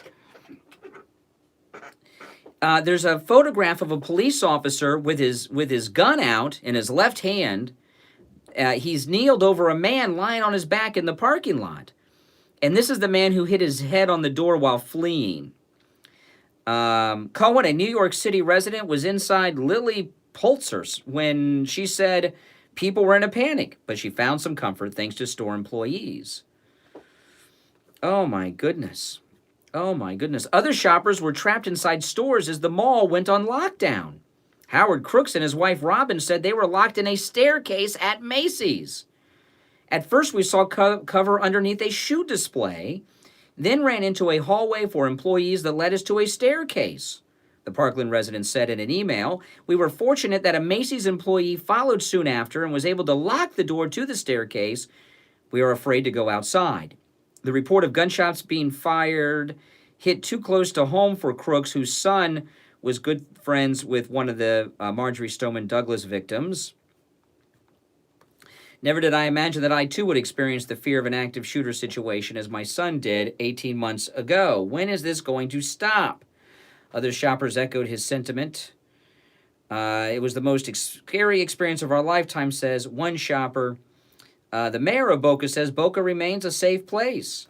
Okay, now, there's surveillance video all over malls these days. And probably what they're going to find, I don't know, well, believe me, they probably spend all night going through the surveillance video of the mall, and they're still going through it. And they know they got an area of the mall somewhere between Macy's and the food court area, which is not a very big area of the mall. The kids if it was kids, teenagers throwing those poppers, they're going to get them. And let me tell you, these teenage punks that were setting off firecrackers or those poppers you buy in the box, you throw them on the ground, something like that. Someone's going to be in some big trouble over there because they got you on surveillance camera. But have you ever been at the mall when teenage punks have done that? I have. More than once with those popper situations. All right, listen. It's 20 minutes after 8 o'clock in the morning. We'll take our break. My name is Brian Craig. You are listening to Florida's longest-running radio show, The Steve Kane Show. Anyone at the mall yesterday out there, give me a call. What did it sound like? Pops are what gunshots sound like. There's no doubt about it. But, man, the panic they caused. Someone's in some big trouble over there. 1-888-GO-KANE 1. 888-465-2631. And, this yelling of active shooter, I don't know if how would you respond in a situation like this? Because, this game of telephone that was being played, yelling out active shooter, caused a panic. All right, 1-888-GO-KANE 1, that's the number, 888-465-2631. 21 minutes after 8, we'll be right back. People put off the medical care they need for a lot of Steve Kane Show. reasons. My deductible is too high. I don't have insurance. My schedule is too hectic. I just can't afford it. The time for excuses is over. Thanks to any Yeah, okay, start with that, then we'll get to the other one, where okay? they Hold on. guarantee the lowest prices on all of their thousands of lab tests. PSA, only $34. Full cholesterol lipid panel, $28. Complete thyroid panel, $49. Diabetic A1C test, only $27. No doctor's order or prescription needed. All testing is always anonymous. Oh my and goodness, if I was there with my family, that would have been awful. minutes or less. Most results, My wife's on all these 24 to medications and everything and on 48 hours. Make sure to oxygen. ask about We their couldn't be allergy trapped for testing, 3 which hours in a includes bathroom. micronutrient and environmental allergies and vitamin deficiency test, drug testing, you name it. My Any guess lab would be test the now at punk kids Plantation with the poppers. probably Wouldn't you test got? What do you for it. guys think? Any lab test now at Plantation is located at 8367 West Sunrise Boulevard in the Jacaranda Plaza on the corner of University Drive and Sunrise Boulevard in Plantation. Give them a call, 954-916-1072. Yeah. 954-916-1072. Online, labtestingplantation.com. Take control of your health with any lab test now of Plantation. 954-916-1072. Hello, my name is Todd Shallett, Florida licensed and bonded public adjuster in the state of Florida. I work for Amerilos Incorporated. I'm the founder, and I've been working since 1993 as your public adjuster. Amerilos Incorporated has helped thousands of homeowners get tens of millions of dollars more than what their insurance companies That's pretty pay. bad. We offer a second opinion on your claim. If you suffer damage from Pretty bad. Hurricane Matthew, Irma, or Michael, it's not too late to get a second opinion and get the money that you deserve to get your house back in shape again. I'm sure you'll agree that you want to work with. Are you all someone who has subscribed on experience YouTube? If you're in this not, industry. subscribe, all I've been right? doing this since 1993, and our service is very valuable because if we don't get you any additional funds, there's no charge for what we do. Write this number down. You've been shot 3 times. What are you in the service? 644-LOSS. That's 877-644-5677. If you had a loss, call Amerilos. One of our adjusters are standing by to make that valuable appointment with you. You deserve to get a second opinion. We work for you, not the insurance company. Call right now. 877-644-LOSS. Todd Shallett, Florida license number 823-9272. If you suffer with diabetes, there's a 25% chance that you'll develop a foot ulcer that can lead to severe health consequences, including amputation. At the Sole Authority, Lot of echo. at little or no cost, you can receive your very own therapeutic shoes and It's an old custom saying. inserts. I've been shot 3 times. I Medicare don't think so. recipients are Well, thank you, entitled Debbie. to 1 pair of quality diabetic shoes and 3 custom inserts. Call the Sole Authority today, 954-597-7060. Listen to the Steve Kane Show. All right, welcome back, everyone. I'm Brian Craig. This is the Steve Kane Radio Show, Florida's longest-running radio show as we celebrate Columbus Day. That's right. All right, let's go to the phones. You're on the radio. What's your name? Where are you calling from? Good morning. It's Amy in New Jersey. Hey, Amy. As an RN, just quickly with the morning after pill, I think it's egregious to give people pills like that because you don't know someone's medical background. That's right. It's going to cause what these girls get out if they're not. The abortion pill is a very high dose of the birth control pill, and there's a lot of side effects to most medications, and not everybody can take the birth control pill, so it can cause all kinds of problems. Yes. Like I was involved about 5 years ago. I was at a mall in New Jersey, the Paramus Garden State Plaza, and all of a sudden there was a big rush, like a big panic.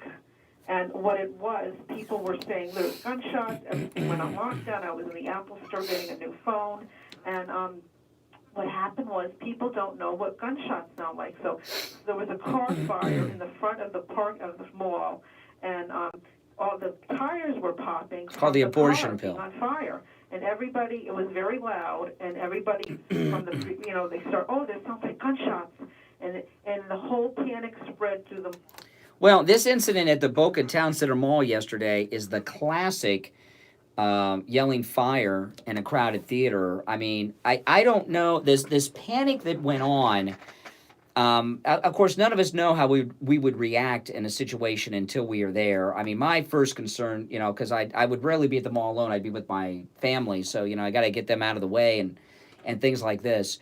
But I find it interesting that in this day and age, there's a lot of video outside the mall. I haven't seen any video inside the mall yet of these loud noises, and people are always recording.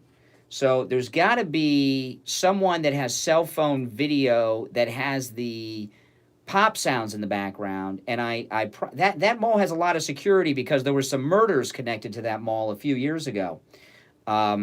Some shoppers were murdered from the town center mall. One actually, her and her daughter were murdered in the parking lot next to Sears at that same mall. And yeah, I know, pretty brutal. And it was around. Yeah, so they have security beyond proportion than most malls because of the murders that happened there years ago.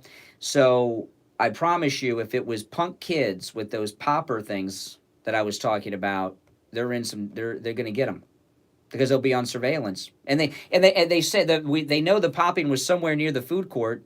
So I promise you, the police were all night watching those videos. They may already have they may already have who did it in the video, and they're trying to ID them now because they know when it happened, and there's not that much video in the time frame to look at. I appreciate the call, but that's a terrible thing. It's a terrible thing, and I'm there a lot, usually on Saturdays, because like I say, I don't like going to the mall on Sundays because Chick-fil-A's closed, and when I go to the mall, I like to eat at Chick-fil-A.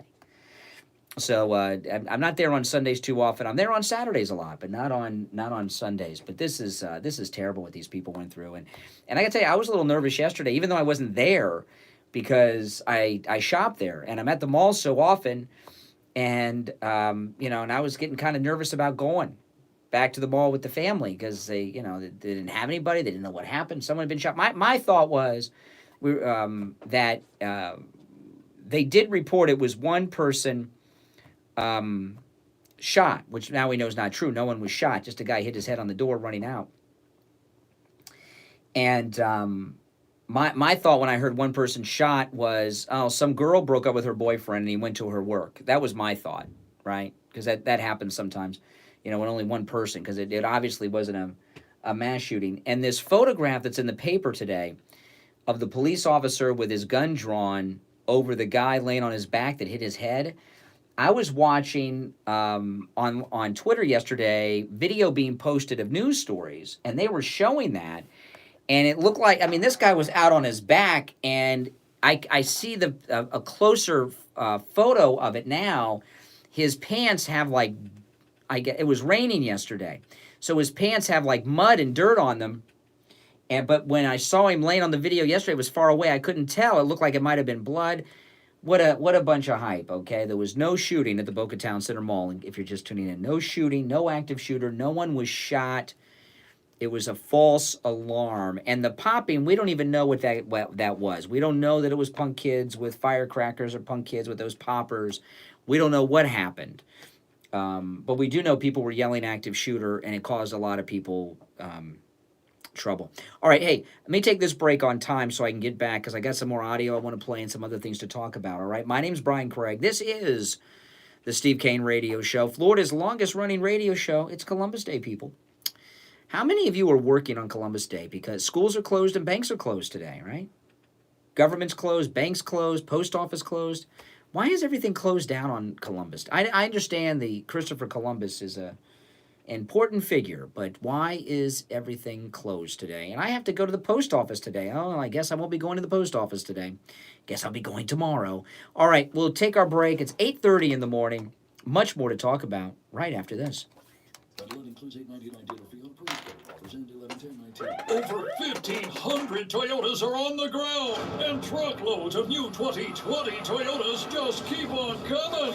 To eliminate all 2019 models, Toyota of Hollywood is holding the ultimate 2019 model year changeover event. Make us an offer, any offer, and you can buy a Toyota at up to 50% less than their original MSRP when you and you. 50% less. A pre-owned 2019 RAV4, not $30,000, $19,775. A pre-owned 2019 Camry LE, not $26,000, $18,775. A pre-owned 2019 Corolla. Oh boy. $13,775. Schools in Washington are open? At Toyota of Hollywood, the #1 volume Toyota dealer, based on total retail sales of new Toyotas in the Southeast region for 2014 to 2018 per SET, on 441 between Hollywood Boulevard and Sheridan Street. Open till midnight. Seniors, is there too much month left at the end of your money? You have worked hard your whole life, and you shouldn't be struggling in your Did you golden guys? years. Oh, this is You a know good what? one. You don't have to. Call gotta get Roger Simon at Choice Mortgage Bank and talk to Roger about how a reverse mortgage can change your life. Roger has a reverse mortgage himself. And understands Yes, my your wife, needs. if you're watching, Use yes, the money for obviously. anything you want. Pay off your bills, including your mortgage if you have one. Stop working. Take vacations or anything else you Steve wish. Kane It's Show. your money to do with what you want. And the best part is, you and your spouse can live Schools in the are home open. you I thought they love were closed for the today. rest of your lives. Oh, without schools worry, are open? without financial What's open on struggle Columbus or Day? a mortgage payment. Call Roger Simon right now at Choice Mortgage Bank. 561-441-2730. 561-441-2730. Rates and terms subject to change daily without notice. Equal housing lender NMLS 166254.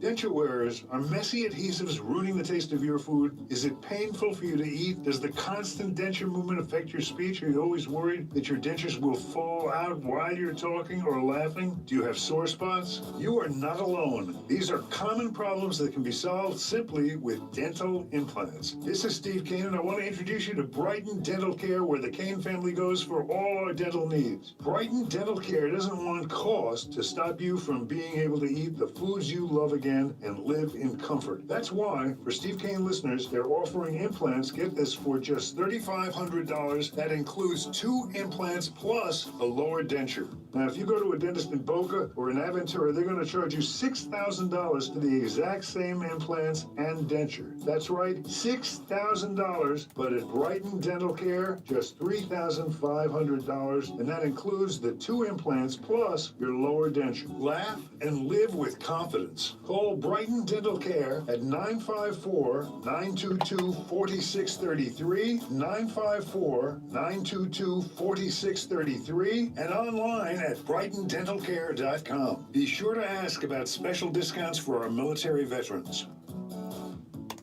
Attorney Barry Siegel invites you Schools to his are Medicaid open. and Revocable Living Trust workshops Tuesday, October 29th at the Courtyard by Marriott in Boca. The first workshop is at 10. That's the Medicaid Planning Workshop, where you will learn how planning ahead can protect you from running out of money before you run out of life. You will learn how to avoid spending down your assets and avoid nursing home seizure of your assets, and much, much more. The Revocable Living Trust workshop is at 2, where you will learn how to avoid losing an inheritance to predators like divorcing spouses, lawsuits, creditors, government agencies, and the IRS. The workshops are free, but seating is limited, so please call Attorney Barry Siegel's office for a reservation. 1-855-FLA-ESTATE. 1-855-352-3782. The Courtyard by Marriott is on Glades Road in Boca, just west of I-95, on the north side of Glades Road. The Medicaid Planning Workshop is at 10. The Revocable Living Trust Workshop is at 2. Call Barry Siegel's office right now and make your reservation to these free workshops. 1-855-FLA-ESTATE. 1-855-352-3782.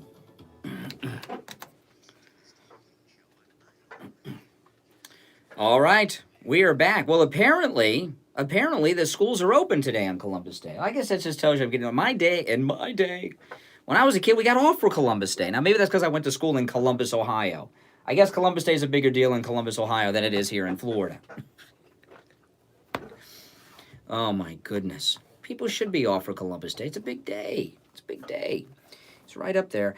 Okay, I got a couple of things I want to get to. Yeah, I spent a lot of time earlier today talking about Project Veritas having a big release today on the Exposed CNN. I talked about that a lot in the first 90 minutes of the show. I want to go back to one thing quickly, and then I got a couple other things I want to touch on before the end.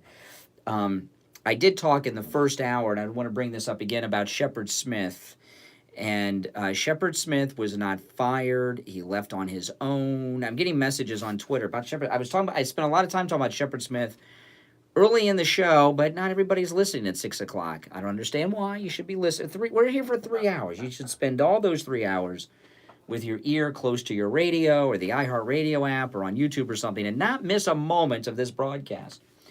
But here's the deal with Shepard Smith. Shepard Smith was not fired. It was not due to ratings. It was not due to the whistleblower. It was not due to his coverage. It was all about Tucker Carlson, okay? And if you remember a couple weeks back, Tucker Carlson went after Shepard Smith by name on his show, and he went after him pretty harshly, and it had to do with Napolitano and the whistleblower. By the way, I looked up Andrew Napolitano on Wikipedia the other day. Is he gay? Is Napolitano gay? Because I looked up his Wikipedia. Let me get back to Napolitano in a minute. So Tucker Carlson went after, by name, Shepard Smith. It was a couple weeks back. I played the audio on the air. We talked about it at the time. And I told you then that Shepard Smith was waking executives up in the middle of the night about that. And he wanted to, Shepard Smith wanted Tucker Carlson to have to do an on-air apology, an on-air retraction, be forbidden from doing such things, and maybe even be fired. And I thought that Shepard Smith was going to win that battle because of the left-wing bias over there and everything. And also, I think it was inappropriate for Tucker Carlson to call out Shepard Smith on the air like that, on their own outlet. I don't think that was appropriate. Okay? I'm not saying what he said was inaccurate. Everything he said about Shepard Smith is true, and Shepard Smith's a jerk. Okay? And he's fake news. Thinks he's a news guy, but he's not doing news over there. He's doing an opinion show just like Hannity, just from the liberal perspective. It's like Rachel Maddow or Lawrence O'Donnell, okay? But to go after him by name on the air like that by Tucker Carlson was not appropriate, in my opinion, in the format of which they have over there on Fox News. But anyway, Shepard Smith did not get what he wanted involving Tucker Carlson. He just signed a multi-year deal in March, big contract, Shepard Smith. So now this is just my opinion, okay? This is just my educated opinion based on everything I've seen happen over there in the last few weeks. And I think he quit because they didn't do anything to Tucker Carlson for attacking him on the air like that. And he's an idiot to quit. But before you start jumping for joy and getting all excited, they're just going to plug in some other liberal jerk into that time slot. They're going to have a series of fill-in hosts while they decide and audition and go through the hoops. But they're going to put Chris Wallace in there or some other liberal jerk, okay? And they're going to be there for a long time. So don't get excited. That's how they do it, right? Sometimes people get excited when someone leaves MSNBC. Someone leaves MSNBC or CNN, they just plug in another liberal jerk in the play. It changes nothing. All right? So that's that. Well, anyway, I looked up Napolitano, and it says here, wait, what is it? It's been updated. They've updated his personal life section of Wikipedia since I checked this on Friday. I read his biography on Friday, and it was different. This is interesting. The personal life section of Judge Napolitano said something different on Friday about who he was in a relationship with, and it's not there now. I read it Friday because I was on my podcast. I was talking about this, and I read through it. Interesting. I'll have to do some reading. I was going to read it to you. See, that's the thing with Wikipedia. It's edited all the time, and things change. It talked about who he lived with, and that name is gone now from his Wikipedia. So I don't know. But what I read on his bio on Friday, said something about it. Gave me the impression that he was gay. No, on Facebook Live, my device that I stream on Facebook with went dead. So the Facebook live stream is down. I'm on YouTube now, if you're wondering. People are asking me in the chat room. All right, so let me get to a couple of other things here. Did you guys hear, this story is nuts. From Dayton, Ohio. Did you hear the story about the robber that got shot in Dayton. This is nuts. A guy robbed a store in Dayton, and the person working in the store had a gun and shot the robber dead. Okay? And the family of the robber who was shot dead went on television and gave an interview to reporters in Dayton, Ohio. Listen to this. It explains itself. I couldn't, when I heard this story, I couldn't believe it was true. Listen to this.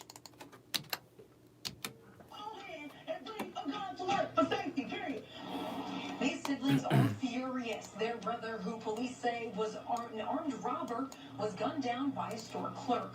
Okay, now see, hear this? He wasn't just a robber, he was an armed robber. So he's an armed robber. He's trying to rob a store. The store clerk is confronted by an armed robber. The store clerk is armed too. He pulls out his gun and shoots the robber dead. And the family of the armed robber are on TV screaming at the top of their lungs because their armed robber relative was shot, and it's inappropriate for the store clerk to have the gun. They don't seem to mind that their relative was an armed robber and was committing a crime with a gun, but they're upset that the store clerk was armed.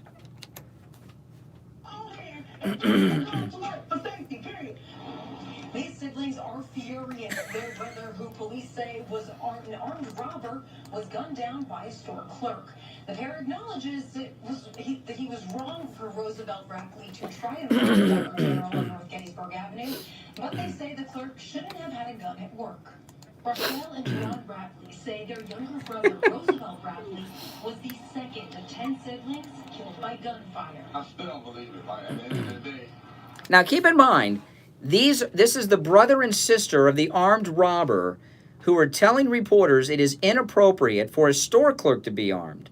They don't seem to have a problem with their armed robber brother being armed, but the store clerk being able to defend themselves, that's the problem. And John Rapley say their younger brother, Roosevelt Rapley, was the second of 10 siblings killed by gunfire. I still don't believe it. At the end of the day, I don't believe my brother is dead. It ain't kicked in. And they're furious about how it happened. At the end of the day, that's not right. Police say a Dollar General clerk shot and killed 23-year-old Roosevelt. Nuts. Who took a gun and demanded cash Wednesday. Witnesses indicated that the weapon was brandished and pointed at employees. The siblings recognize their brother's wrongdoing. He got some responsibility, but not all. But they say that still doesn't warrant the clerk's actions. Right and wrong is wrong. That was wrong for that clerk to shoot my brother in the chest. Yes, he's robbing y'all. Oh, well.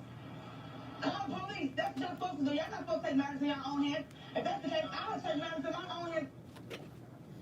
Police say the clerk was legally allowed to have the gun. Meanwhile, officers are looking into the possibility Rapley may have been involved in several other commercial robberies. Oh my goodness. And you know, this Dayton. I know. Isn't that crazy? And you know, right now that family, they're probably trying to find an attorney to sue Dollar General. You know. And it's interesting when you talk about the criminal mindset, because obviously the sister, I don't know that she is a criminal, but she has a criminal mindset. Okay? And, you know, they've had 2 people in their family shot. I have people in my family that have been shot too. They were in the military in combat and were shot by the enemy. They weren't shot when they were robbing stores.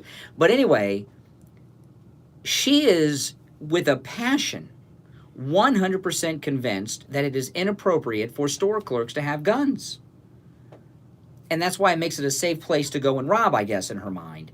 And it doesn't even occur to her that her brother, who was, they said, brandishing a gun in the store at the clerk and whoever else was around, did all that much wrong. Yeah, he shouldn't have done it. But the store clerk, he's the bad one. They're not supposed to have guns.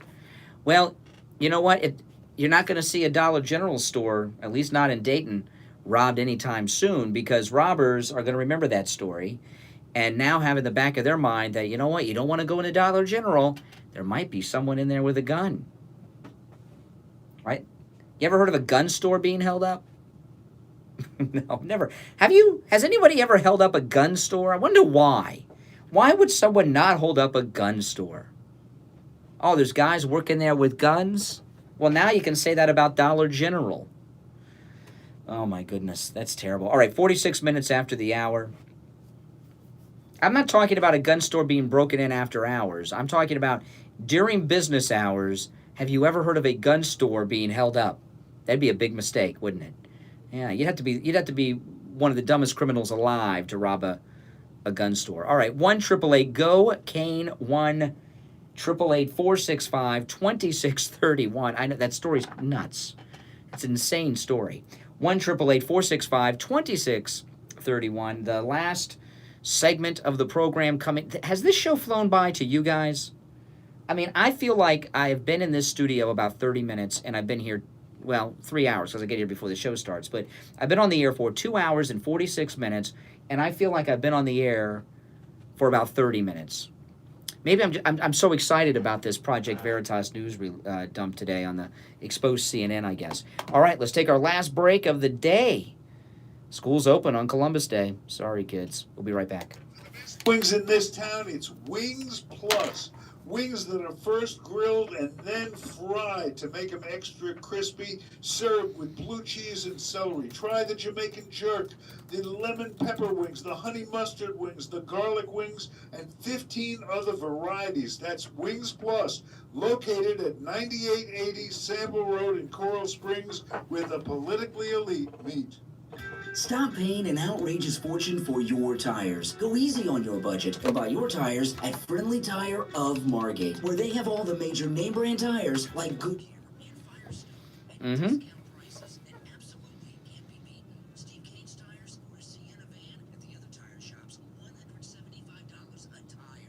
Hey there. I wasn't sure if you were doing the report today or not. Okay, great. Hold on.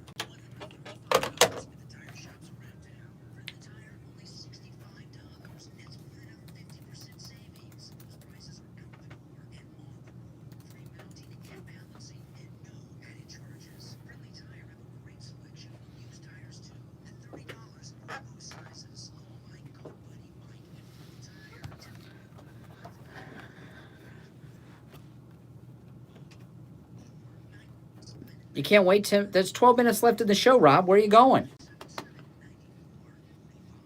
Exactly.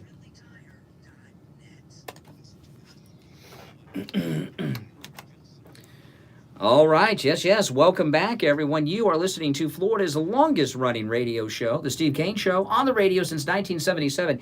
You know, today's Columbus Day, right? And why did Columbus and the other great explorers come to the Americas? What were they searching for? Gold and silver, right? What a perfect time to talk to William Youngerman with the Gold Report this morning. William Youngerman, good morning. I'm doing great. Steve.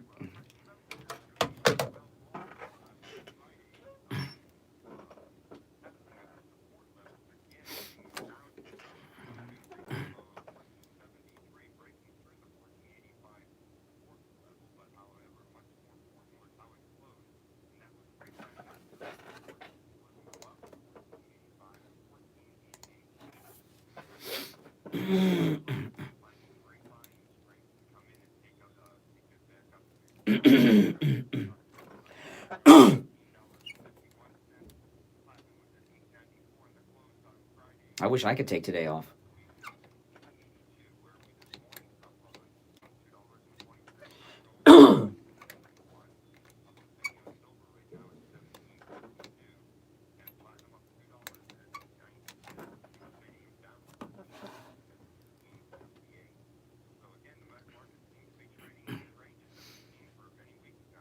Mm-hmm.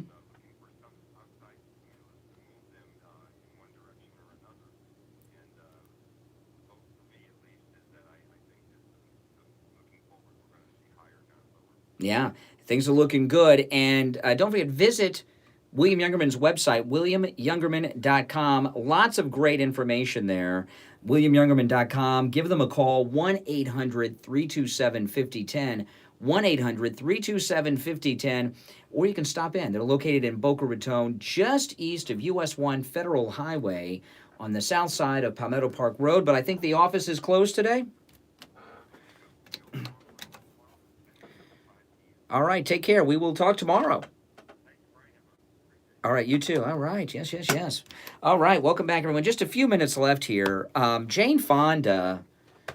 Yeah, Jane Fonda. Jane.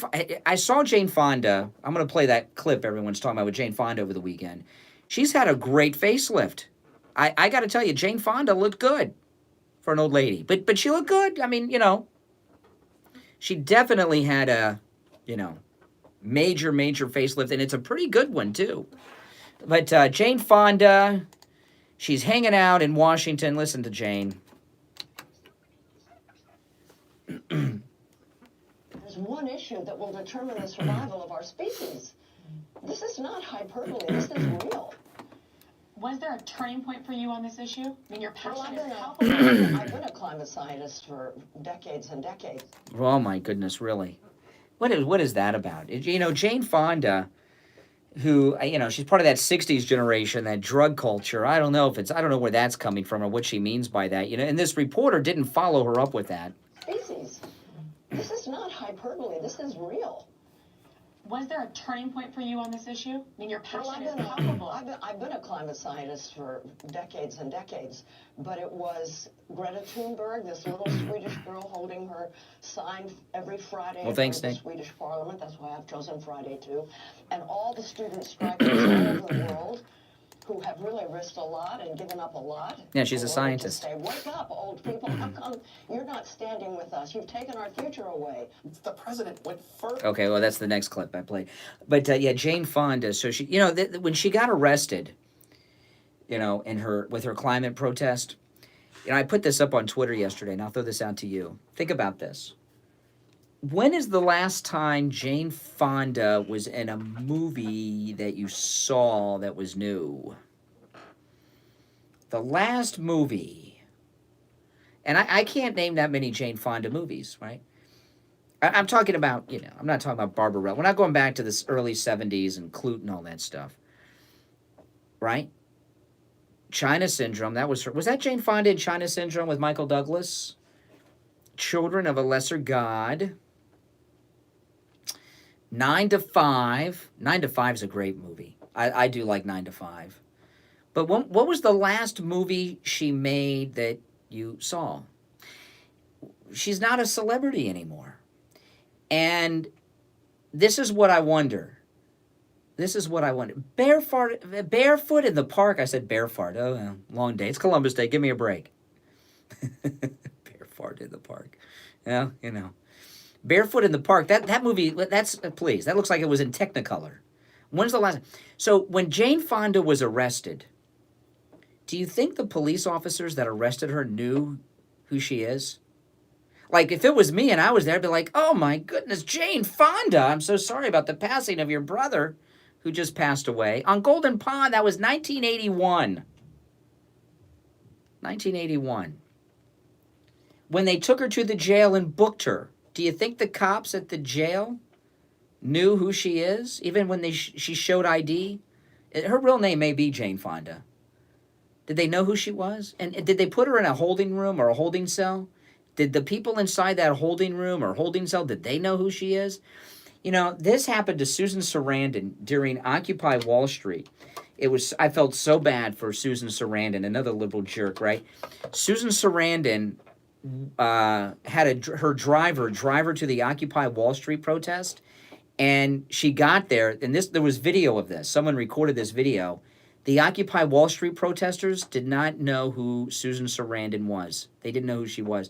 And Susan Sarandon's just standing there waiting to be recognized, and no one recognized her. And she just got back in her car and drove away. It was sad, wasn't it? I think that's kind of what happened to Jane Fonda. And with Jane Fonda, she can talk about Greta Thunberg all day, okay? Jane Fonda is there because she wants to be relevant again. She's trying to get in a movie. She's trying to, or she has something. She's trying to be a celebrity again. Good morning. You're on the radio.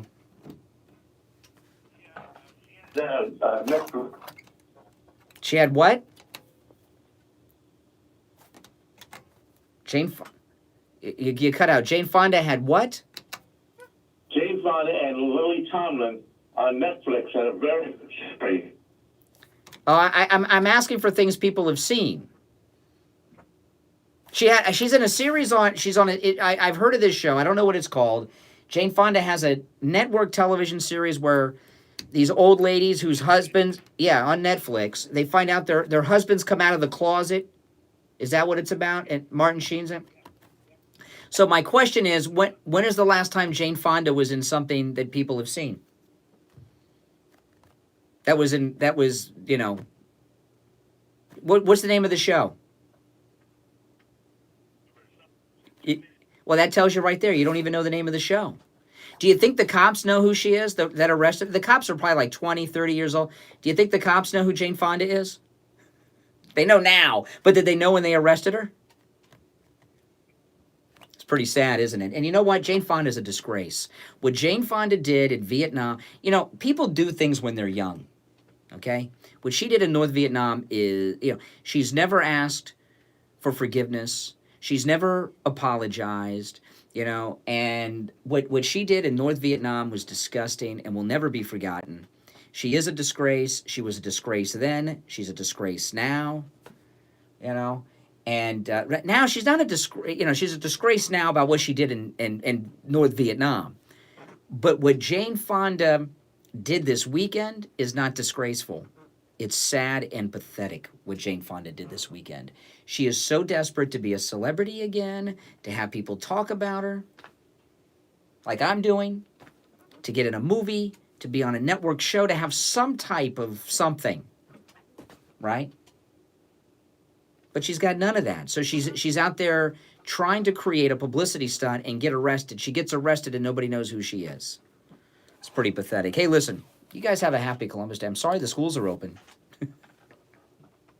Sorry, people. The schools are open. My name is Brian Craig. This is the Steve Kane Radio Show.